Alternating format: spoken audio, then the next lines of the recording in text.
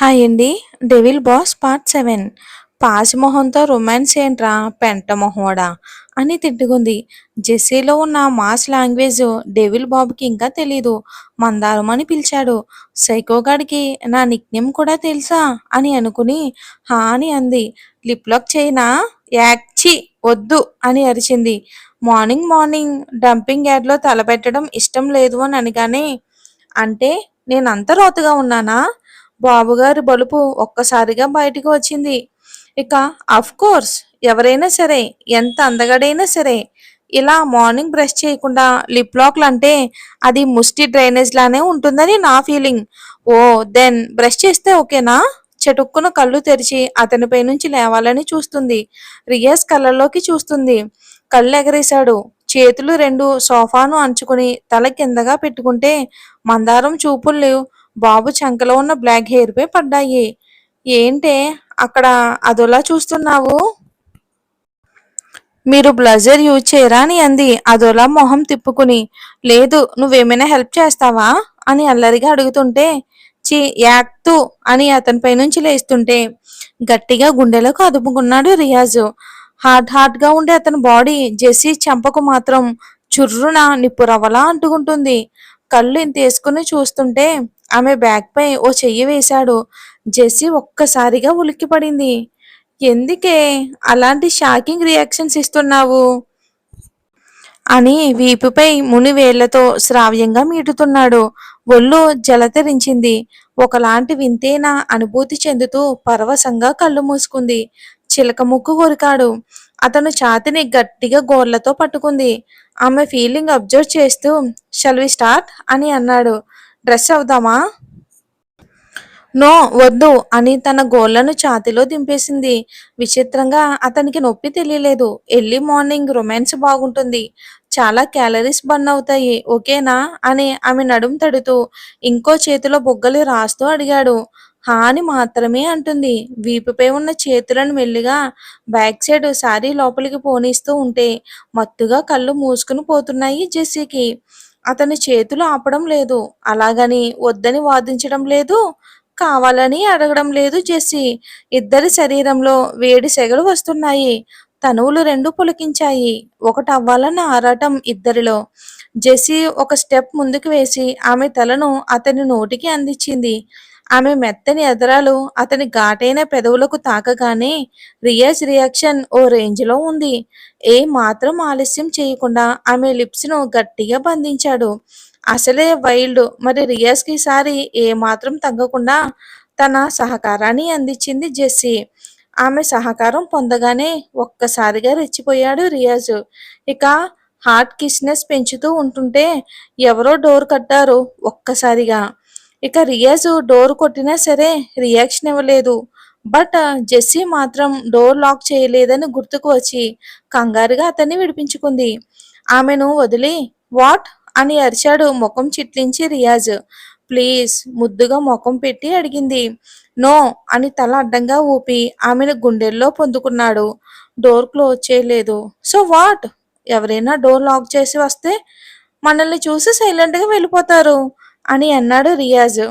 ఛీ, ఎవరైనా చూస్తే చాలా ఎంబారేజింగ్గా ఉంటుంది. ఒకవేళ అత్తయ్య మామయ్య అయితే ఛీ, నేను వాళ్ళకి నా ఫేస్ చూపించలేను అని అంది జెస్సీ. ఛ అసహనంగా అనుకుంటూ పో అని అరవగానే ఫాస్ట్గా అతని పైనుంచి కిందకి వాష్రూంలోకి వెళ్ళింది. అప్పటి వరకు అణిచిన కన్నీళ్లకు స్వేచ్ఛనిచ్చాడు రియాజ్. కంట్లో ధారాళంగా నీళ్లు కారుతూ ఉంటే వాటిని తుడవాలి అన్న ఆలోచన కూడా లేదు రియాజ్కి. గుండెల్లో రగులుతున్న జ్వాలలు ఆర్పడం ఎలానో కూడా అర్థం కాలేదు అతనికి. అసలు అంత ఆస్తుంది ఎందుకు ఏడుస్తున్నాడు అనేది మనం తెలుసుకుందాం మెల్లగా.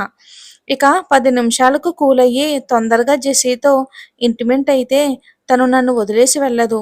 అప్పుడు అసలు మ్యాటర్ చెప్పొచ్చు. హా, నేనిప్పుడే కమిట్ అవ్వకూడదు. మా అమ్మ అన్నట్లు ఏదో పూజ ఉంది కదా అని అనుకున్నాడు. వాష్రూమ్ డోర్ ఓపెన్ అవ్వడంతో కళ్ళు తుడుచుకుని జెస్సీ చూడకూడదు అని ఫాస్ట్గా వాష్రూంలోకి వెళ్ళాడు రియాజు. ఇక షవర్ ఆన్ చేసి 2 చేతులు గోడకి ఆంచి షవర్ కిందే తడుస్తున్నాడు. అతని కన్నీళ్లు కూడా ఆ నీళ్లలోనే కలిశాయి. ఇక తల తుడుచుకుని ఫాస్ట్‌గా మామూలు టాప్ వేసుకుని, తల కట్టుతో "ఏమండీ" అని వాష్‌రూమ్ దగ్గరికి వచ్చి పిలిచింది జెస్సీ రియాజ్‌ని. "మీరు టవల్ తీసుకుని వెళ్ళలేదు. తెచ్చాను" అని అంది. జెస్సీ వాయిస్‌కు ఆమె తనకు ఊపిరి పోసే ఆయుధమని తెలుసు కనుక కొంచెం నార్మల్ అయ్యి డోర్ ఓపెన్ చేశాడు రియాజ్. బాక్సర్‌తో ఉన్న అతన్ని చూడలేక కళ్ళు మూసుకుంది జెస్సీ. సన్నని నవ్వు అతనిలో. "ఇవ్వు" అని చేతిని ముందుకు చాచాడు. డోర్ బయటే నక్కి చిన్నగా చేతికి అందించింది జెస్సీ. టవల్‌తో పాటు ఆమె చేతిని కూడా పట్టుకున్నాడు. కంగారుగా చూసింది. దగ్గరగా వస్తూ ఉంటే "కాదు, పూజ ఉంది కదండీ" అని ముద్దుగా ముఖం పెట్టి అడుగుతూ ఉంటే రియాజ్‌కి నవ్వొచ్చింది. దగ్గరకు వచ్చి తడి తలతో ఆమె నుదుటున ప్రేమగా ముద్దు పెట్టుకున్నాడు. ఈసారి ముద్దు మందారం అందంగా సిగ్గుపడింది. ఆమె బుగ్గల్లో ఇంకొన్ని మందారాల పూలు పూసాయి. అత్తమ్మ రమ్మని పిలిచింది. నన్ను రెడీ చేస్తాను అని చెప్పారు. వెళ్ళనా అండి? ఆ! వెళ్ళు. బట్ కిందకి కాదు, సైడ్‌కు అని ఆ రూమ్‌కు అటాచ్డ్‌గా ఉన్న ఒక రూమ్ డోర్ ఓపెన్ చేశాడు. అందులో నీకు కావాల్సిన థింగ్స్ అన్నీ ఉంటాయి. ఓహ్! బట్ మరి ఆ రూము అక్కడ ఉంది కదా? అని అడిగింది జెస్సీకి అర్థం గాక అయోమయంగా. అక్కడి నుంచి ఇక్కడ వరకు ఉంది. అటువైపు ఒక డోరు, ఇటు సైడ్ మన బెడ్‌రూమ్‌కి అటాచ్డ్‌గా ఇంకొక డోరు ఉంది అన్నాడు రియాజ్. తన కోసం ఇంత చేస్తున్న రియాజ్‌ను ఎలా అర్థం చేసుకోవాలో తనకే తెలియడం లేదు. అతన్నే 2 నిమిషాలు చూసి, ఏంటి ఇతను నాకేమో బీస్ట్‌లా కనిపిస్తున్నాడు. చేసేవన్నీ కేరింగ్ పనులు అనుకుంది జెస్సీ మనసులో. "ఏయ్ మందారం పోవే" అని కసిరాడు. "ఆ! ఇదిగో వెళ్తున్నానండి" అని అక్కడి నుండి జంపయింది జెస్సీ. ఇక జెస్సీ అక్కడ ఉన్న కలెక్షన్స్ అంతా ఇంతకు ముందే చూసింది కదా! బట్ ఇవన్నీ ఎందుకో ఆమెకు వేర్ చేయాలని లేదు. బట్ బీస్ట్ ఆర్డర్ శిరస వంచుతూ పూజ అంటే రెడ్, గ్రీన్, యెల్లో ప్రిఫర్ చేస్తారు కదా అనుకుని రెడ్ కలర్ కలెక్షన్ వైపు వెళ్తుంది. ఒక్కో ర్యాక్‌లో చాలా రెడ్ కలర్ శారీస్ మోడల్స్ ఉన్నాయి. అన్నీ చూస్తున్న తనకు ఓ శారీ పిచ్చి పిచ్చిగా నచ్చింది. 1,00,000 వాల్యూ చేసే రెడ్ కలర్ పట్టు శారీ. హెవీగా లేకుండా border top and down gold వర్క్‌తో శారీ మొత్తం గోల్డ్ రోజెస్ డిజైన్ చేసి ఉంది. విత్ ఆల్రెడీ స్టిచ్ చేసిన బ్లౌజ్‌తో సహా. కళ్ళు జెస్సీకి ఒక్కసారిగా జిగేలుమన్నాయి ఆ శారీని చూసి. ఇదైతే సూపర్ ఉంది అని అనుకుని వెంటనే అత్తయ్య గారికి ఆయనకి నచ్చాలి కదా! తను ఫాస్ట్‌గా రెడీ అయ్యి తమ రూమ్‌లోనే ల్యాప్‌టాప్ ఆన్ చేసి ఆ కలెక్షన్స్ రూమ్‌లో ఉన్న జెస్సీని చూస్తున్నాడు రియాజ్. అప్పుడే తన కళ్ళు మెరుస్తూ ఆ రెడ్ కలర్ శారీ చేతిలోకి తీసుకుంది జెస్సీ. అది ల్యాప్‌టాప్‌లో చూసిన రియాజ్ పెదవులు అందంగా విచ్చుకున్నాయి. అతనికి తెలుసు కదా తన వైఫ్ టేస్ట్ ఏంటో. ఇక అహల్య రావడంతో ఆమె వైపు చూసి ఒక చిరునవ్వు విసిరి నిట్టూర్చి ఆ చీరను పక్కన పెడుతూ ఉంటే జెస్సీ ఈ చీర ఓకేనా అంది ఆవిడ. నవ్వి మీకు నచ్చితే కట్టండి అత్తయ్య గారు అని మన జెస్సీ పాప భయంగా చెప్పింది. వేర్ చేసేది నువ్వు, నీ కంఫర్ట్ ఇంపార్టెంట్ అని ఆవిడ అంది. ఇది బాగుంది అత్తయ్య గారు. వావ్, నా కోడలిది నాది ఒకే టేస్ట్, నేను ఇదే సెలెక్ట్ చేశాను. బట్ నీ ఇష్టం కోసం వదిలేమన్నాడు వాడు. వాడు అంటే రియాజు. జెస్సీకి వెంటనే అర్థమయ్యి తన పెదవుల్లో చిన్నగా నవ్వు పూసింది. ఇక బీస్ట్ బాస్ నా ఇష్టంతో పని లేదు. రూడ్‌గా కూడా బిహేవ్ చేయడమే తెలుసు అనుకున్నా. కానీ ఇలాంటి మంచి క్వాలిటీస్ కూడా ఉన్నాయా? నవ్వుతూ వాడికి సెట్ అయ్యే జ్యువెలరీ కూడా సెలెక్ట్ చేశారు. ఇక కోడలను దగ్గరుండి అహల్యని రెడీ చేసింది. అందంగా శారీ కట్టి, స్టెప్స్‌ను పెట్టి, లాంగ్ హెయిర్‌ని అల్లి పఫ్ పెట్టింది. జడ నిండుగా మల్లెపూలు తురిమింది. ఇంకా హెవీగా ఉండే ఆర్నమెంట్స్ పెడుతూ ఉంటే రియాజ్ నుంచి కాలొచ్చింది. అబ్బా! ఇప్పుడెందుకు వీడు చేస్తున్నాడు? పూజ 9కి అయితే మనం రెడీ అవ్వకూడదా ఏంటి? అని తిట్టుకుని జెస్సీ వైపు చూసింది. మీ మామయ్య కూడా అంతే, అన్నిట్లోని చాలా తొందరి అని అంది. జెస్సీ చిన్నగా నవ్వితే ఆవిడ సిగ్గుపడింది. ఒకరోజు నన్ను చూసి నెక్స్ట్ డే రిజిస్టర్ మ్యారేజ్ చేసుకున్నారు. నెల తిరగకముందే మమ్మీని చేశాడు. నా బంగారు కొండ నా కడుపులో పడ్డాడు. ఆయన దూకుడు కన్నయ్యకి కూడా వచ్చింది. 7 మంత్స్‌కే ఆగనంటూ బయటకు వచ్చేశాడు అని నవ్వుతూ చెప్పి మురిసిపోతూ 2 కన్నీటి బొట్లు రాల్చింది. జెస్సీ కంగారు పడి అత్తయ్య అని లేవబోతుంటే మళ్ళీ కుర్చీలో కూర్చోబెడుతూ వాడలాగే చేస్తాడేమోనని భయం. అందుకే ఈ పూజ అయ్యాక రేపు మీ కార్యం అని అంది ఆవిడ. ఎంత మంచి అత్తయ్య! ఇలాంటి అత్తయ్య గారిని మేము మోసం చేస్తున్నాము.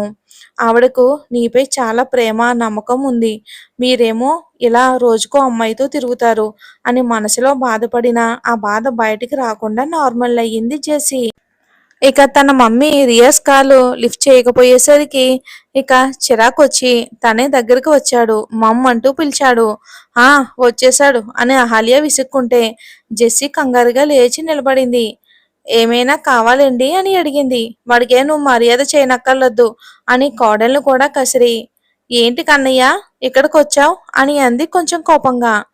మరి ఏం జరుగుతుందో వచ్చే భాగంలో చూద్దాం. అండ్ ఒక చిన్న ఇన్ఫర్మేషన్, ఈ స్టోరీ ట్రయాంగిల్ లవ్ స్టోరీ అని మీకు నేను ముందే ప్రోమోలో చెప్పాను. స్టోరీ చాలా బాగుంటుంది, డైలీ ఫాలో అవ్వండి. ఇంకా కొత్త కొత్త క్యారెక్టర్స్ కూడా వస్తుంటాయి. ఒక్కరోజు మిస్ అయినా స్టోరీ అర్థం కాదు. నాకు తెలిసి మనం ఒకటి అనుకుంటే ఒకటి జరుగుద్ది స్టోరీలో. కాబట్టి స్టోరీ అస్సలు మిస్ చేయొద్దు, చాలా సస్పెన్స్ ఉంటుంది స్టోరీలో. Thanks for watching.